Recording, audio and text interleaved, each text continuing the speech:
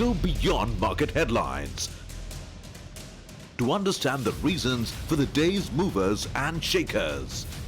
And get your portfolio ready for tomorrow. Beaming live from the CNBC-TV18 Motilal Oswal studio.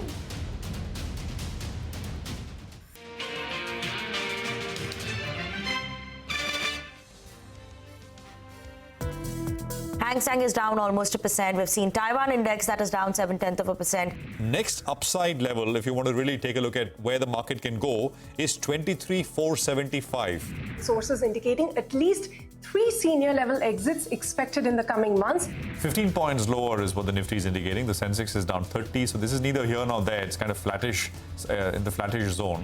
I think Indian investors would have to wait. They have to brace for another leg down during this earnings season. I don't see any reason for the rumors about 20% safeguard duty.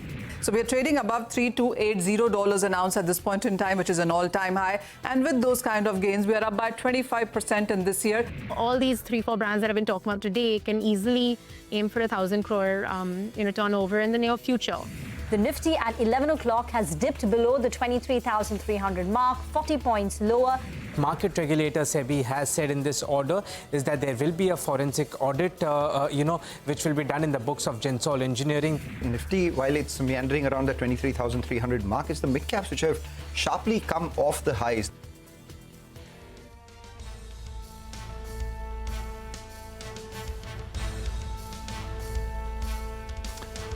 Well, last hour coming up, and while the 60 minutes is coming up, what has happened in the last 30 minutes is also equally important, because the market was going nowhere, but it's taken off like a rocket at about 150. The Nifty, the Bank Nifty, and of course the broader indices will all come up in just a bit. We're coming to you from the CNBC-TV18 Motilal Oswal studios. This is Closing Bell.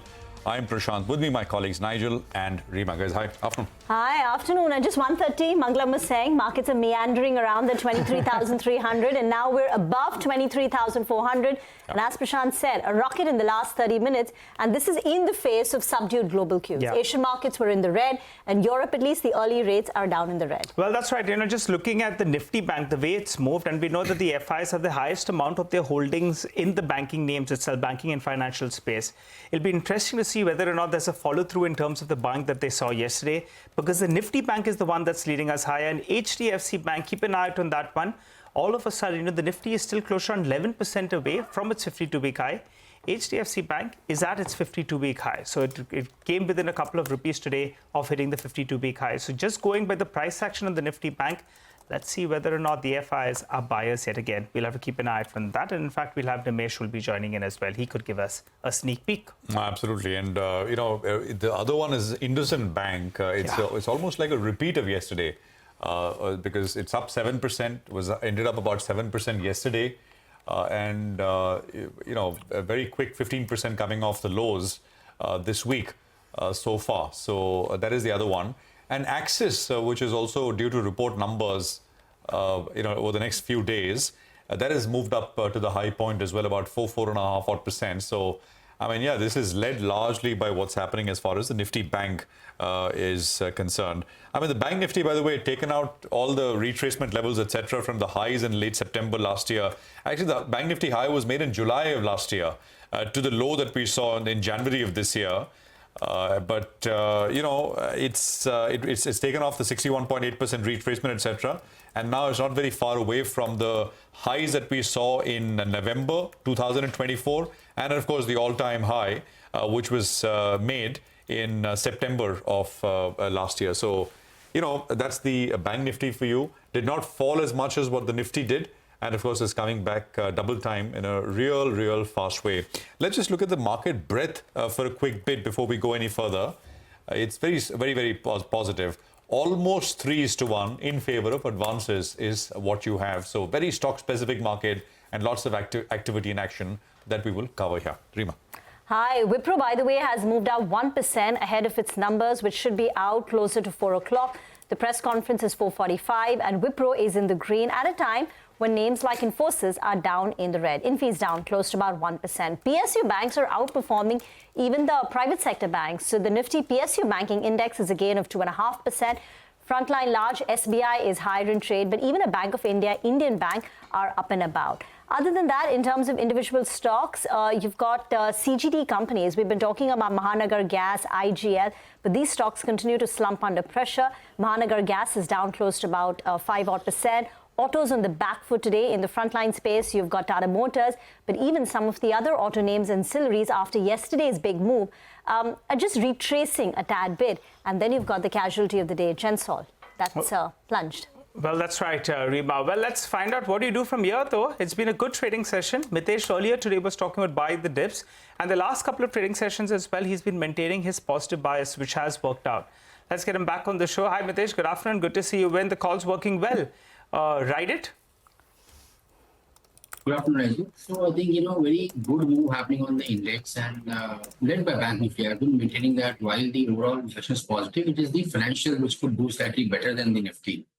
And I think that's playing out. But on the Nifty, I think getting past and closing about 23,400 would be important. And that could, suggest that we might head towards levels of 23,600, possibly 23,750, 800 as well. So maintain that positive stance and keep looking for buying opportunities, declines on stocks as well as indices. Currently, I have a buy on Paytm with a stop at about 850 for targets of around 900 to begin with. And the second stock which I like is Punjab National Bank. Buy here with a stop at about 96.5 for targets of around 103. Okay, Swaraj Engines bottom line looks good. It's up nearly 29% and the stock has surged 8.5%. That's Swaraj Engines for you. Profits have come in at 45 crore rupees. Top line too has moved up 30%. And look at the way the stock has taken off. But let's move on and talk about Pharma. It's a big setback for Lupin and Zydus as they lose a particular case in the US federal court. Vinny's here with the details. Vinny. So absolutely, both these stocks are surely something that we are keeping an eye out on. Now, Lupin as well as Zydus have lost the case against the innovator, that is Astellas Pharma, and this is for the drug that is called Myrabegron, that is a generic version of Myrbetriq. Now, this case was in the US federal court. Now, last year, what we had seen that the US FDA had given the clearance to Lupin, Zydus, and other companies who had filed the case against the innovator, saying that yes, you all can launch the product. So, this product was launched by this company at risk by Lupin as well as Zydus. Now, this court case is not in favor of the company, so they will have to withdraw back the launch that they've made. And so far, since Q1 FY25, they've made sales of around $100 million. Is what analysts are highlighting for this drug. So, important drug coming in for the company, an important one in terms of updates going forward in terms of sales that they could have as well. And that is why we're seeing both these stocks are falling in trade. Systematics highlighted that in FY26, the earnings will be impacted both for Zydus as well as Lupin. We could see an impact of around 25 to 30% EPS impact for Zydus and around a 10 to 12% EPS impact for Lupin as well. Elara is also highlighting that both these companies had started selling the product in Q1 FY25 and $150 to $300 million sales is what these companies have done in FY25 itself. Now, what could be the future of this? That their companies could find a patent litigation in the court as well, a court of appeals. And if it goes in favor of them, then it's well and good. But if it doesn't go in favor of them, then there would be a penalty that they would have to pay. Now, what would be the penalty? It would be the amount of profit that they have generated on this drug in FY25. So that will be important to watch out for where this is going to be headed in terms of the litigation that goes forward. But as of now, they will have to withdraw it and they will have to stop the sales of this product as well. Thank you very much for that. Prakash Diwan is now with us on the show. Prakash, that's quite a bitter pill to swallow for both Lupin and Zydus. For one, they will lose the quarterly sales of 35 million that they were enjoying. And then there is that risk of penalty as well. What is the call now on Lupin and Zydus, just purely based on this development and then overall in the larger scheme of things? No, so certainly, Rima, it's nothing that's encouraging in any which way. The worry is not just the penalties. The worry is that these kind of setbacks make it extremely difficult for them to be able to even bounce back in case there's some tariff imposition in that sector. We've been hearing about pharma also getting covered. The US is very keen on getting some of these facilities onshore there. And if that were to happen, this becomes a body blow of sorts for some of these companies. out of the two, all I can say is that Lupin is the one that's resurrected itself a bit earlier than the others in the pack, including the bigger ones like Sun Pharma and all. So it does stand a very good advantage to kind of continue growing organically in the generics market and especially the ROW markets as well, if not the US necessarily. So from that perspective, buy on dips is probably something which you could reckon. But I would still wait for the pharma tariff to be out of the way. That's an overhang. That's extremely unnerving because you really don't know to the extent of damage that it could inflict. So yeah, it's definitely bad. The call is you'll have to wait, bear the pain for some time, and then if you were to buy, Lupin probably is one of the best bets from the larger pharma pack. Okay. All right. Thanks a lot for that, Prakash. But we want to ask you about the city gas distribution companies as well. They're trading with losses. Post that APM gas allocation was cut down by around 18% effective today. So that should join us to tell us the impact of that particular cut. Sir? So 2 weeks and 2 negative news flows related to city gas companies. On April 1st, we saw that APM gas price was increased to $6.75 per MMBTU from $6.50 per MMBTU. While that was on expected lines and it was announced as per the recommendations made by Kirit Parikh panel in 2023. But now this APM gas allocation cut has come as a surprise for city gas companies. And in the last 1 year, APM gas allocation has been reduced by almost 50%. In the beginning of 2024, the gas allocation used to be in the range of 70 to 80%. Now, after this cut of 18 to 20%, the gas allocation for city gas companies is reduced to 40%.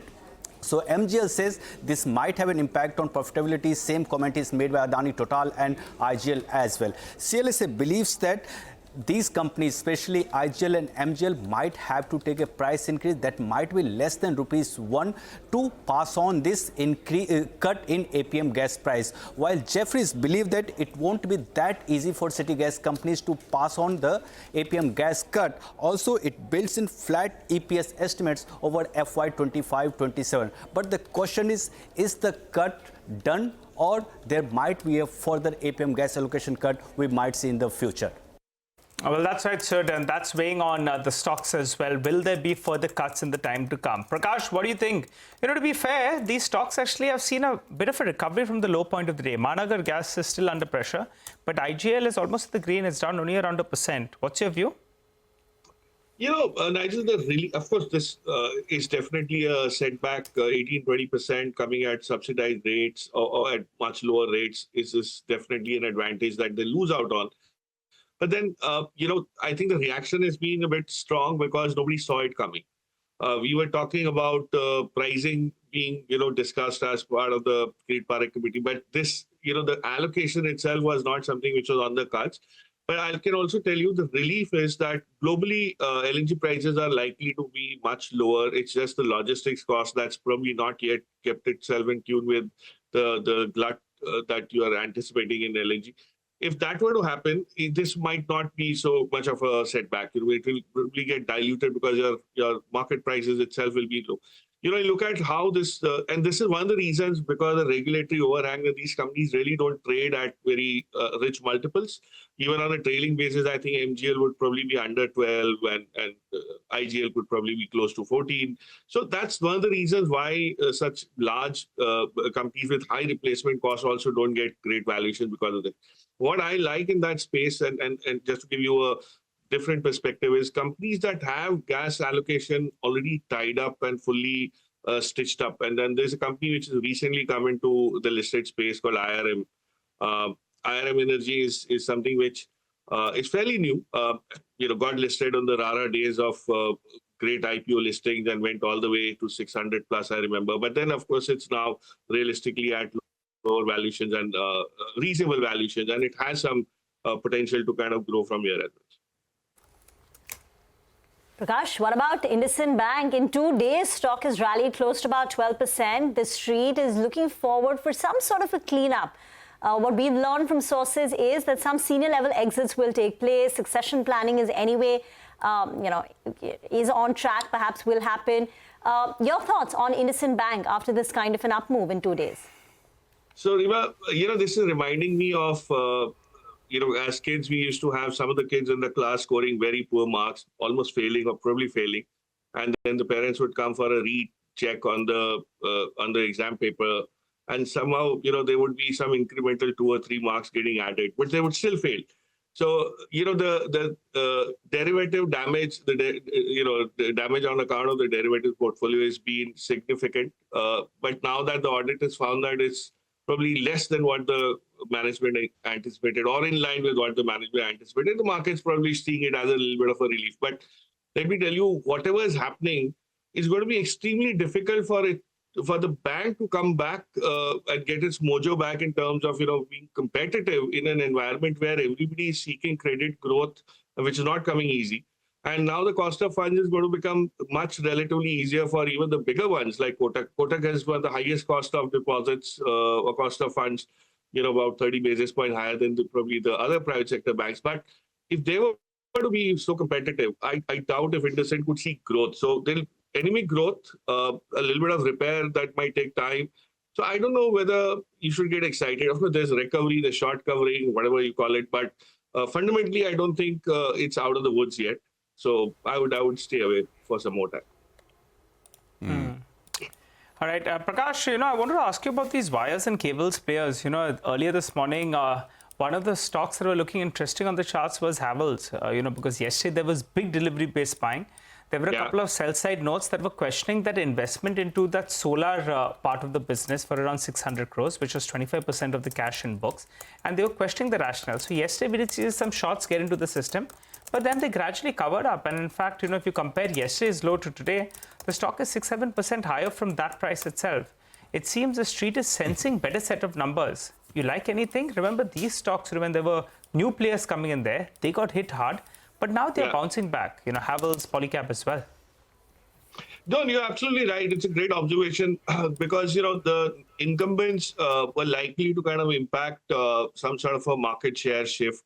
While we very clearly know how it's happened on the paint industry, which is much more smaller, whereas organically cables and wires is set to grow faster and have a much wider footprint, given that it's unorganized to organized as a theme that's working. And if players in the organized sector kind of add to that heft, there's no reason why the sector won't grow and everybody won't grow.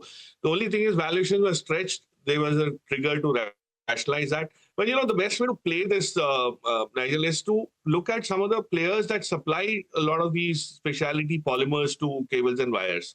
The overall market is growing. Newer players are setting up capacity. They'll become much more quality conscious and fine-tuning their delivery, the product delivery. And that's where specialty polymers will start looking at. So one of the companies that does this specialty polymer space, and globally it's a trend that's happening.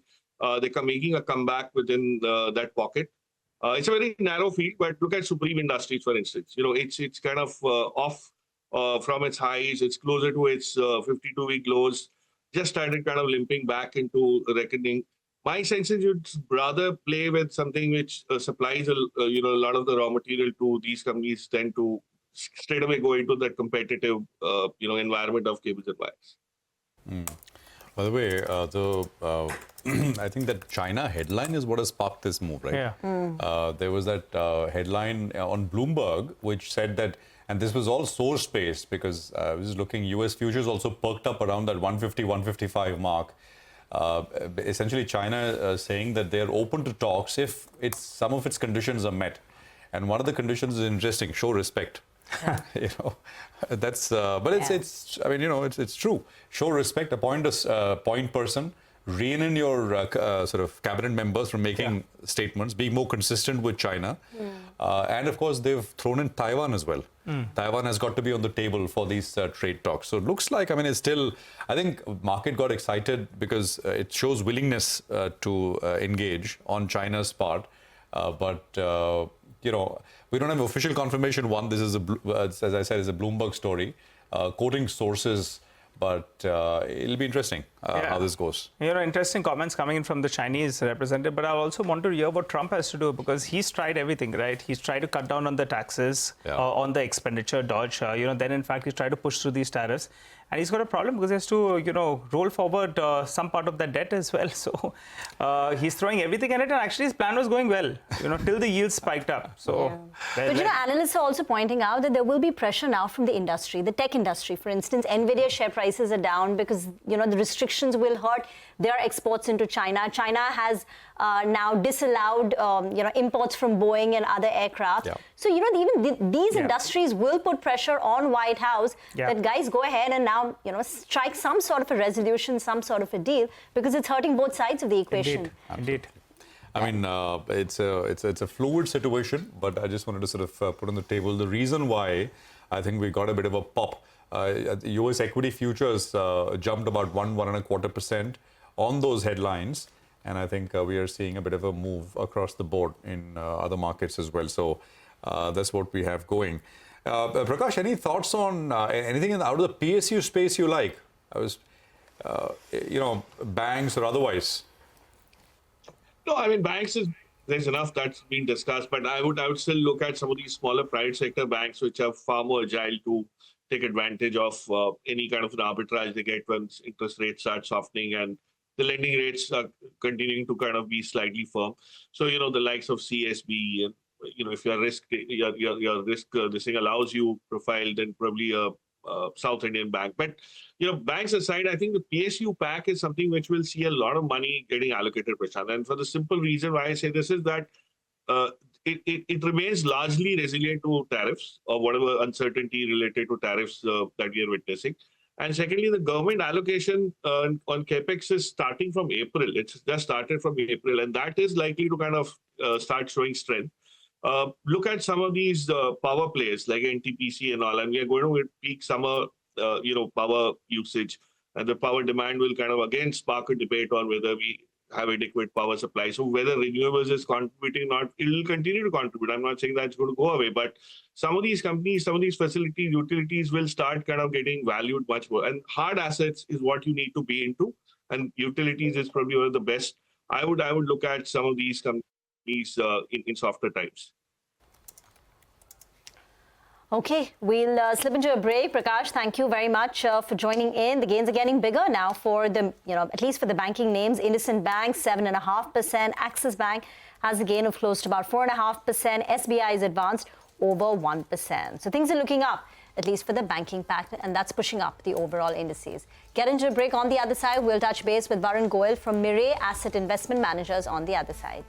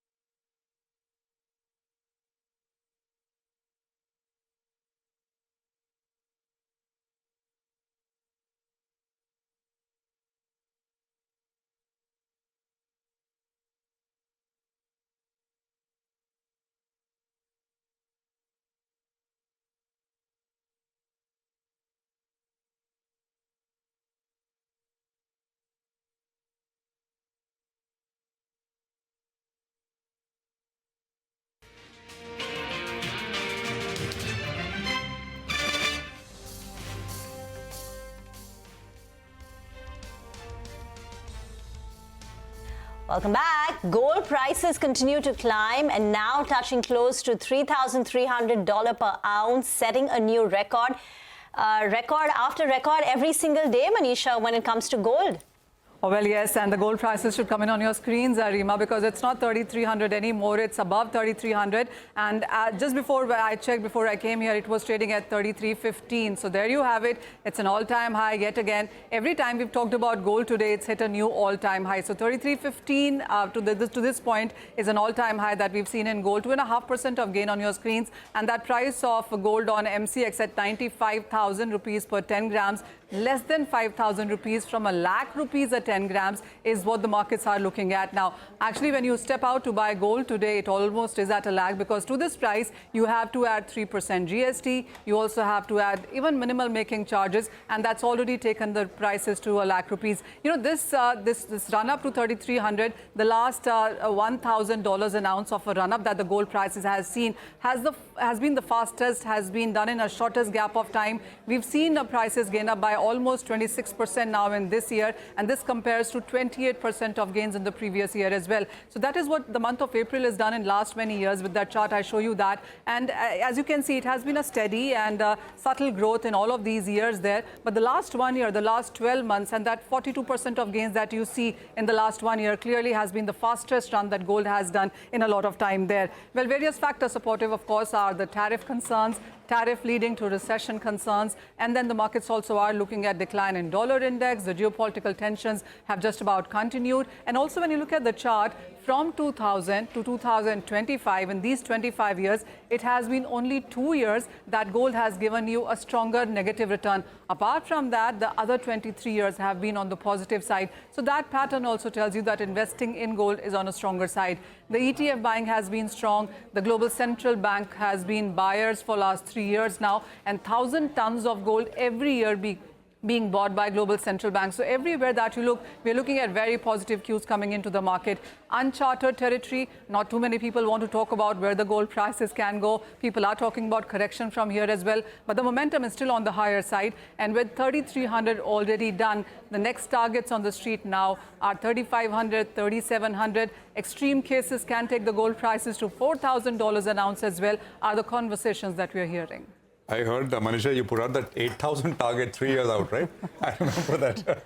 Well, yes, you know, the next 2 or 3 years. That's a 40% CAGR. It is. It's by 2028 and 2029. I mean, even if we don't grow on with these kind of, speed, even then, I mean, that's a possibility. I mean, Manisha, thank you very much for that. Varun Goyal, Senior Fund Manager, Equity at Mirae Asset Investment Managers, is with us. Varun, it's tough competition. I mean, you go to a client and ask him for money, you say, well, it's a hard pitch to beat gold.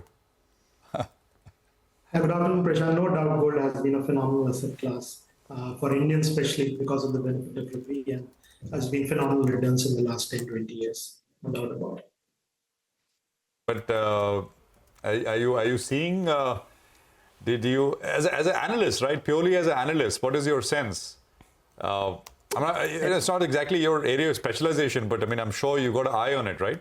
Manisha described some of the areas of demand. Central banks are a big area. Of course, I mean, there's always retail demand both in India and China. But what's your sense here?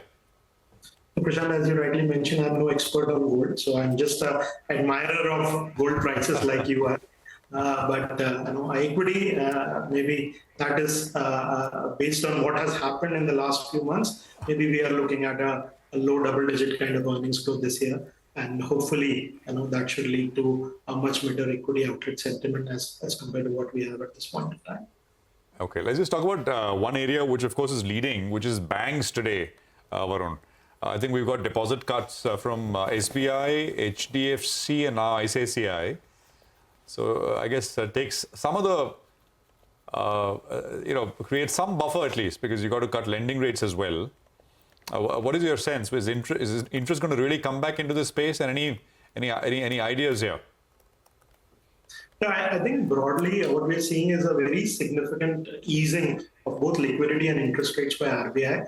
we've already seen 50 basis points of repo cut already. Our sense is there'll be at least 2 more during the course of this calendar year. So I think calendar year 25 will see almost 100 basis points of repo rate cuts, and already RBI has done significant easing of liquidity, various non-rate measures, stricter controls that imposed in the last couple of years, they have been kind of taken back. So I think we are looking at a banking system. We should see improvement in credit growth for this year. I think deposit growth, it seems to be finally catching up on the credit side. So I think overall outlook for the banking space, both banks and NBFCs looks quite positive for calendar year 25, and we expect strong earnings growth to come by in the next 4 quarters. What about IT? TCS sounded the cautious note. Now all eyes on Wipro today, tomorrow Infosys. What have you made of what TCS said, and what do you expect for the next 3 to 6 months in terms of just pure commentary from IT companies and what that will mean for earnings and valuations? Well, there's no doubt that the IT space has corrected quite a bit and the valuations have become very reasonable. But I guess it's very difficult to say how the tariff scenarios will play out in the next 3 to 6 months. So it's very difficult to take a call on the overall US GDP growth and the global economic growth. So I think from that point of view, there is some amount of uncertainty will sustain. Some of the larger deals may get pushed back. We might see smaller deal sizes and stuff like that. So I think at this point of time, while the valuations have become fairly reasonable, one may want to take a more cautious stance and revisit the sector once the dust has finally settled on the tariff scenario. The index itself is, I think, down some 25% for the year so far. And there's no, commentary will be interesting to see. TCS, for example, said, okay, FY26 will be better than 25. We'll hear from Wipro today. Infi reports post-market tomorrow. If actual numbers are worse off than what we're expecting, do you think there is downside here? We can revisit the recent lows, or they could be. What is your sense? Well, I think for FY25, most IT companies, the large cap companies, will deliver a low single-digit kind of US dollar revenue growth. And I think for calendar year, for financial year 26, at this point of time, there are all kinds of scenarios built in from -2 to let's say +3, +4 kind of dollar revenue growth. What exactly will be the number? I think it's very, very difficult to take a call on how the tariff situation in the US GDP growth will play out. So I think it's still very early. Let us wait for the next 90 days, what kind of bilateral negotiations the world does with US and what is the impact finally in the US economic growth and the global economic growth. I think if you look at the multiples, I think the IT sector has now gone down to the 10-year average valuation multiples. So there has been a significant re-rating of the IT sector post-COVID, and the valuations were at least 20% premium to the pre-COVID multiples. I think the good thing now is that the multiples have reverted back. The uncertainty on earnings growth, of course, will stay for some more time. And I think this quarter, while we expect most managements to talk about the current environment, but the situation still continues to be fluid. The next, I think 2 quarters will be very, very important from how the whole year will look out to be, and maybe a little more going forward. So we will, I think, as of now, maintain a slight cautious stance on the IT space. Okay, Varun, we leave it there. Thank you very much for joining us. Good conversation as always. Appreciate your time here on CNBC TV18. Well, I think what we're going to do is play out some sound bites. We had the Steel Secretary, Government of India, with us earlier today. Sandeep Pondrik told us the safeguard duty, which has been recommended, they are under examination. A decision is expected in the near future. And of course, there's a question of whether actually the rate of can be 20% instead of the 12% which has been recommended. Of course, they can't say anything as of now. And there was, some other questions in terms of specific situations as well. Listen in. DGTR has recommended 12% safeguard duty on certain products and with caps on prices of those products. That recommendation is under examination in the government. I think in very near future a final decision will be taken on that. On your second point about 20%, I really don't know, because it's as you know, the DGTR process, the safeguard duty imposition process, is a sort of a quasi-judicial process, and DGTR has heard everyone, asked for objections, and after that they have recommended this safeguard duty. I don't see any reason for the rumors about 20% safeguard duty. The per capita consumption in the country now is more than 100 kgs per person, and it has been seen with respect to other countries that when a country goes at this level of 100 kgs per capita consumption, then the elasticity with respect to GDP growth rate increases. So till now it is 1.2, 1.4. Now I expect that the elasticity will be more than 1.5. So even if with that, if you see our GDP growth rate around 6.5 or so, then the steel consumption should grow about 10%. RINL, as you know, that government has given a lot of money to RINL to keep it as an ongoing concern. So I don't see any possibility of immediate merger. That decision is not there in the government. Similarly for NSL, so for now, no such talks are, or no such thing is happening in the ministry for merger of these three. As you know that the 21 decision of cabinet that NSL will be divested still stands. However, not much progress has taken place on that front. The Steel Secretary is saying it as it is. No hopes of that safeguard duty going from 12 to around 20%. There's no talks with regard to a mega merger between SAIL, RINL as well as NMDC Steel. And also saying that he's quite optimistic on prospects of consumption here in India. He expects a double-digit or a 10% plus growth in steel consumption here in India.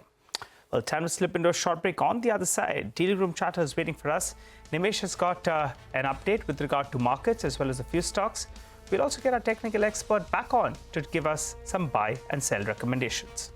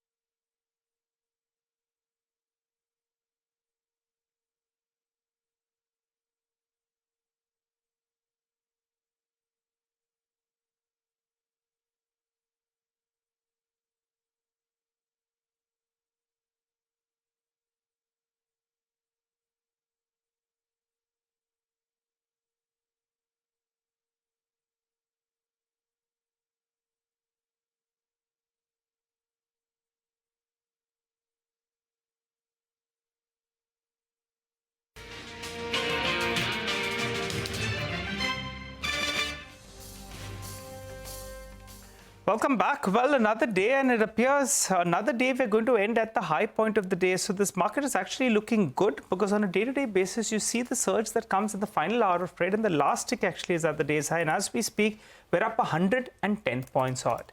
Nimesh is with us to help us out with what he's picking up in D-Street Chatter. Well, Nimesh, what are you picking up on flows? Hi, Nigel. Another strong day, again largely led by financials, and I'll speak a bit more about the financials because, if you look at yesterday's data as well, the FI and buy number was close to 6,000 crores, and 50% of that buying was largely in the private bank names. Same is the trend today as well. I understand at least in two large private bank stocks, there are bids worth thousands crores each, at a leading FI. So again, looks like the buying is largely, focused towards the financials, and within that, the large private banks. From a flow perspective. So again, you might see a significantly large number from FIs in today's market. Even the broader market has turned a bit constructive in the last couple of days. And again, the feedback is now there is a bit of commitment as well coming in from larger HNIs into the broader market stocks, and that's showing up in the individual names as well. The breadth is again positive today, and a lot of individual stocks are buzzing in trade, 5%, 10% up in the last couple of days. So clearly there is momentum back in the broader markets from retail and HN investors. Of course, we have a big earnings season to watch out for. Wipro today, Infosys tomorrow. So again, IT will be a big sector to watch out for. But in general, the earnings season is going to be quite critical for the near-term momentum. But purely from a flow perspective, it's towards the financials, and a bit of traction is back in the PSU stocks as well. So Nimesh, we'll watch for IT, particularly Wipro tonight. Yeah. But what about other stocks? What are dealing rooms talking about in terms of buzz? So in terms of individual stocks, remember the first stock on my list is Pratap Snacks. So that's been buzzing in the last couple of days. Flat today, but the stock was up 8% yesterday, has recovered very sharply from the recent lows. And again, some HNI seems to be quite active buyers, but the big buzz on the street is that maybe you'll see a corporate development very soon. Again, a potential change of ownership could be on cards for Pratap Snacks. So that's the reason why that's been buzzing off late. The second stock is NBCC. I spoke about buying interest back in the PSU basket. NBCC stands out. Very aggressive buying at HNI desk. Some large HNI investors have turned active buyers as well. And also for NBCC, there is a very strong buzz that the company is likely to bag a large order very soon. So that's a trigger there. The third stock is Akum Drugs. Again, a big move in the last couple of days. 10% was up 10% yesterday, 5% up today as well. The volumes have picked up. I understand there was a clean-out trade from a leading FI who sold out, and some domestic funds and some large HNIs have bought in the last 2 days into Akum Drugs. And the last is Tata Motors. Within the auto names, this is one stock which stands out in terms of aggressive selling. So for second day running, there is delivery-based selling from larger FIs in Tata Motors. All right, as always, interesting list there. Nimesh, thank you very much for that. So Pratap Snacks, as Nimesh pointed out, is the one where perhaps we may see some change in ownership. Nimesh, this is the one where we saw change of ownership recently, right? I mean, you had two large HNIs who came in.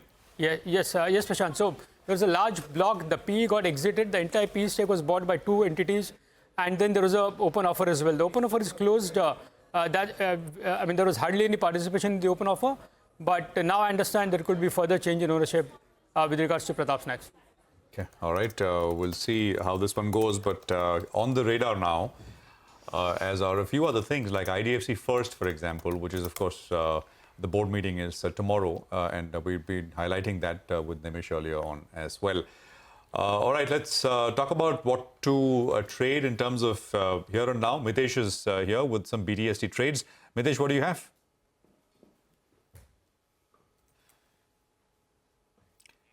Okay, I think we lost that line there, so we'll try and reconnect. But maybe if Yash is with us, we can just quickly recap, two insurance results, ICICI Pru Life and ICICI Lombard, both from the same group. Yash, take us through what both reported. Well, both, insurance companies from the house of ICICI reported their results yesterday, just, with a gap of about half an hour. But the reactions are very diverse today in terms of how the stock price is moving. For ICICI Prudential Life, if I have to describe the results in one word, weak growth when it comes to the fourth quarter, but strong margin performance. The reason why the stock is higher in trade today, there are three important reasons. First one, the margin performance has been very strong. A, on a year-on-year basis as well, the margins have come stronger. B, the expectation was, lower, and this particular margin performance has managed to beat that expectation as well on the positive side. Second reason is strong management commentary when it comes to the management coming out and saying that, they will be able to outperform the industry average growth in FY26.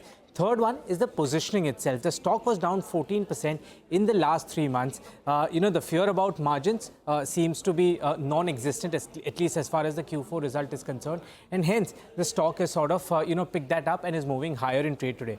For ICICI Lombard, it's a strong Q4, when it comes to growth as well as the underwriting performance. But the reason why the stock is lower or under pressure today, first one, the stock has been flat in the last 3 months. So positioning-wise, of course, it's on the negative side when it comes to, the stock moving today or reacting today. Second is the uncertainty on the motor insurance portfolio. The biggest portfolio, about 40% of the book.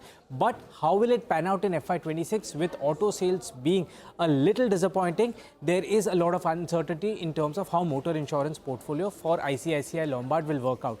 Third reason, no certainty again when it comes to revision in prices for motor third party.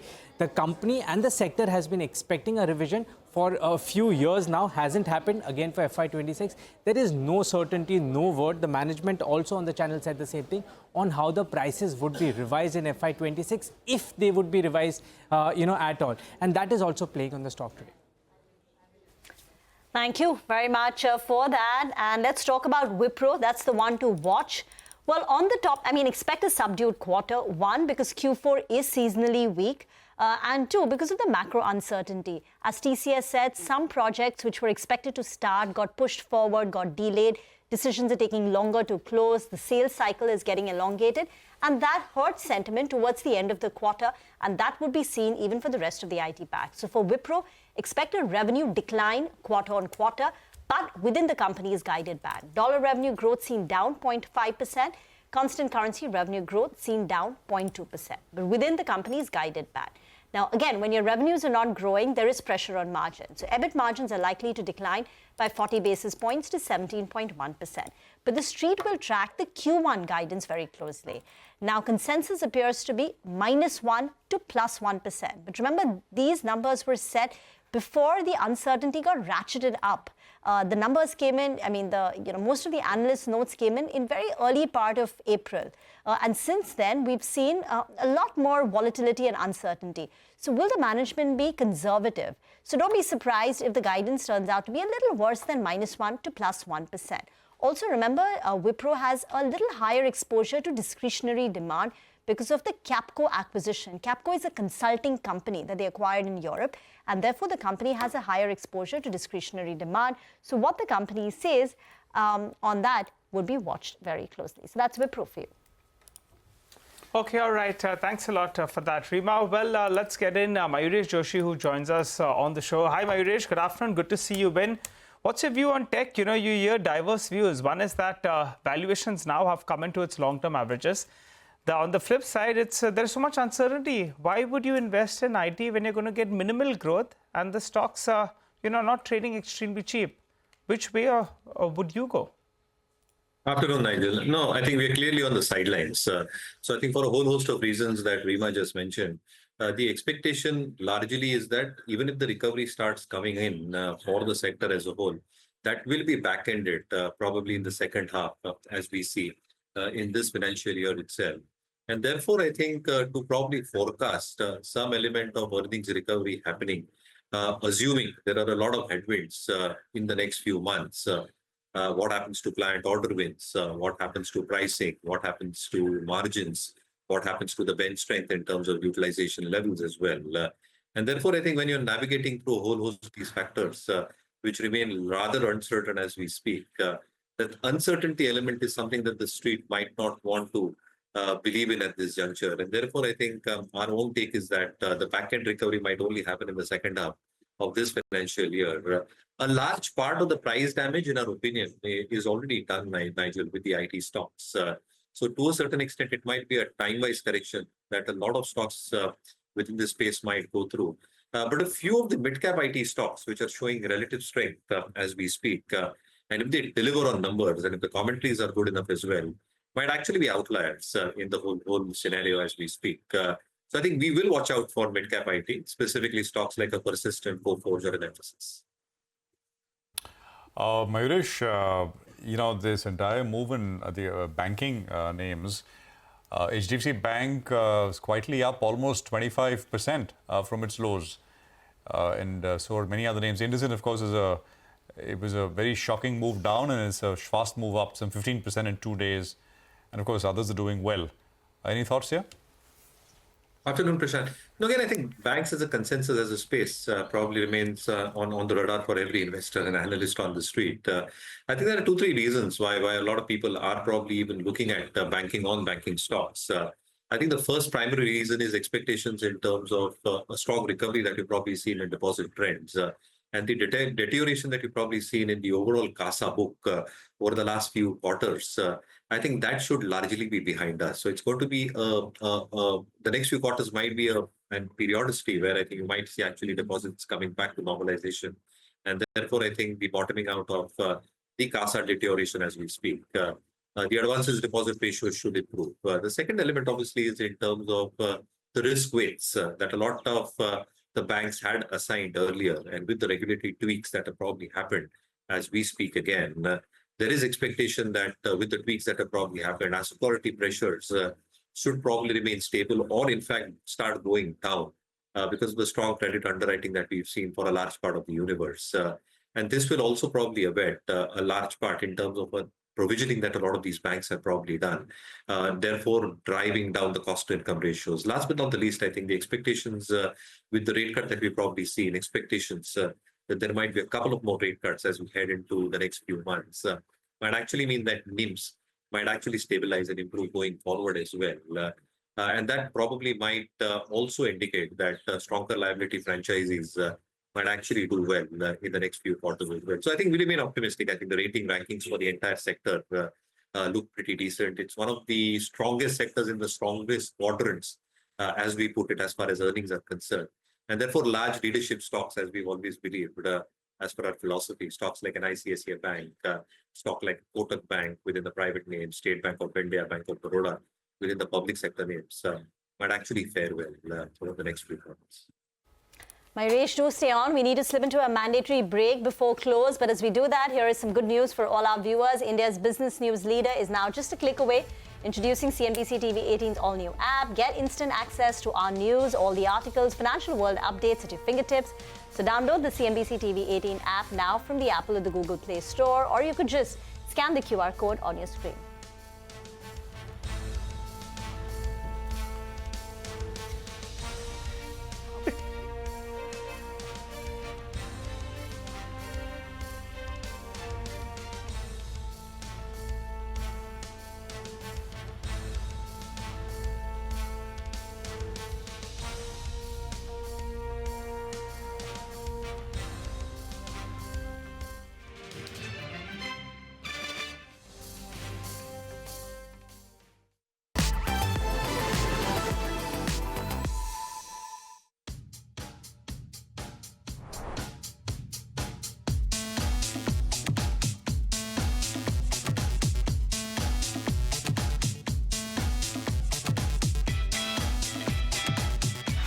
The iconic line from Top Gun. Was there ever a moment, in that phase where you were creating this movie-going experience, where your father maybe told you that, son, you're writing checks that your body can't cash?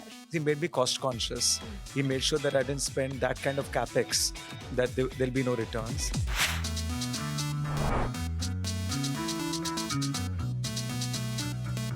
A lot of the scale has been driven by way of M&A and acquisitions, and of course Inox was the big one. Yeah. What would you say have been the non-negotiable? I think non-negotiable right from the beginning was to stick to the fundamentals. And I was really privileged to have somebody like Renuka and Vishal Mahadevia, who's Warburg Pincus, yeah. and mentors like Sunil and Rajiv Singh and so many people. Fundamentals, unit level economics. So when I was doing organic growth as well, location has to be right, the rent has to be right, developer has to be good, development has to be good. That was organic. Inorganic also, am I acquiring something which is going to be value accretive or value destructive? Is it an ego vanity acquisition, or is it something that is missing in the current portfolio and is going to add value?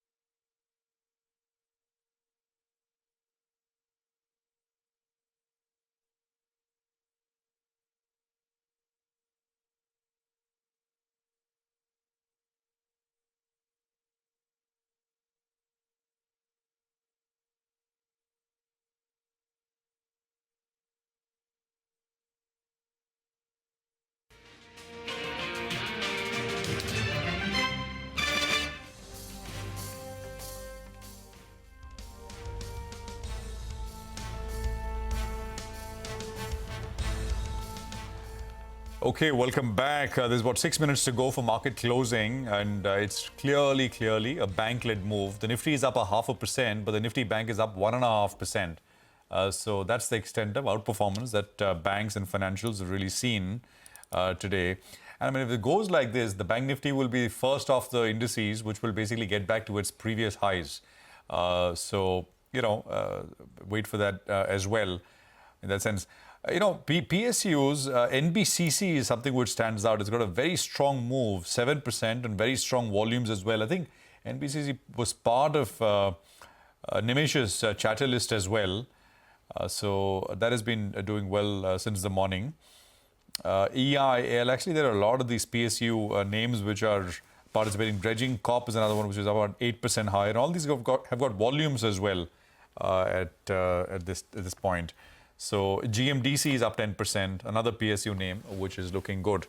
Anything stands out to you, Mayresh? So within the PSU pack, Prashant, I think our take is that PSU defense names might actually continue doing well. I think the only risk factor for these names is how they are able to execute. But apart from that, the revenue visibility in terms of their order books stands very, very solid. The robustness in terms of the margins at which these orders have been obtained will probably mean that the margin performance, if they're able to execute well, will continue at a good pace.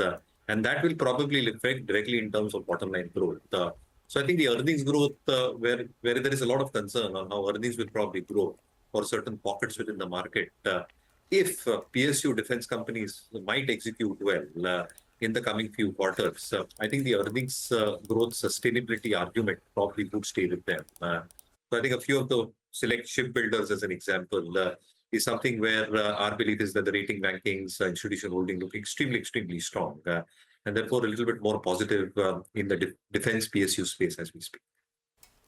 Okay, all right. Mayuresh, I wanted your view on some of these paint companies. They were big underperformers because you had a new large player that was coming into their space, and they underperformed in the last couple of years. But if I compare, Berger Paints, I think, is up close to 15-20% in this year, which is much better than what the Nifty has done.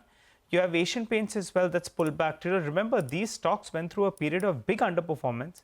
And now you have the tailwind because crude oil prices are lower, and the hope is consumption picks up in the second half of the year. Your view on any of them? So yeah, you're absolutely right, Nigel. I think the combination of the cocktail of these reasons that you're putting through, with crude oil prices coming down, titanium dioxide prices have come off quite significantly. So adjusting for inventories, probably for this quarter, if crude prices remain lower, the expectation is that a large part of their input cost, which is almost 20-25%, comes off quite significantly, which probably upsets their margins pretty decently. On the other hand, with the tax cuts that are expected to come through and start getting played through as we start this financial year, specifically, I think the second half of this financial year, where the expectation is that with a combination of good monsoons, rural consumption, urban consumption, and semi-urban consumption expected to come back roaring. I think a lot of these discretionary companies, paint companies as an example, as you put forth, footwear companies as you put forth, apparel makers, which are at the lower price range, that you're probably looking at, might actually start doing well. And that might actually reflect in terms of better volumes, better pricing at their behest, better margins because of the input cost deflation that we're probably seeing, and therefore better profitability as we head into the second half. So I think operating leverage will definitely play out if these factors stand out. And therefore, I think a base case argument is being made. More paint companies, more footwear makers and apparel makers were probably in that lower price range, below 1,000 or 800 rupees. Okay, all right. I think what we'll do is we'll just quickly wrap up things here. Mayuresh, stay with us. I'm going to come back in a bit. So we'll end about 120 points higher, and that's a 0.5% gain. The Nifty Bank will end with 1.5% gain. The mid and the small cap indices will end with about 0.75%, 0.5% to 0.75% gain in that range. So this is good news overall for the markets and for the indices. In any case, I mean, India, the first large market, I mean, it happened already yesterday, but as of yesterday's close, the market had recouped, what it had lost in the post the 2nd of April. It was basically back at 1st April levels, pre-reciprocal, so-called reciprocal tariff levels. And I think we added some more today. So interesting to see how US trades later today, because I mean the mood was generally a little risk off, and those headlines, those China headlines at about 150 changed the sentiment around a little bit. US futures popped about 1% higher. Large cap stocks, IndusInd Bank, another 7% gain, so about 14-15% in the last two sessions. But Axis was up about 4% as well. Apart from that, outside of financials in the Nifty, ONGC, Trent, and there was something like Adani Ports, which was up and about. On the downside, there was Maruti and Tata Motors, which were lower, and Hindalco lost in today's session. Broader markets, lots of action. It was clearly, I mean, on the advances outnumbered declines by a big margin, but I'll just look at some sort of news-led hits today. So Zydus Life was down 7%, Lupin was down about 4%. Both launched this drug at risk, and the court ruling out of the US is a little adverse.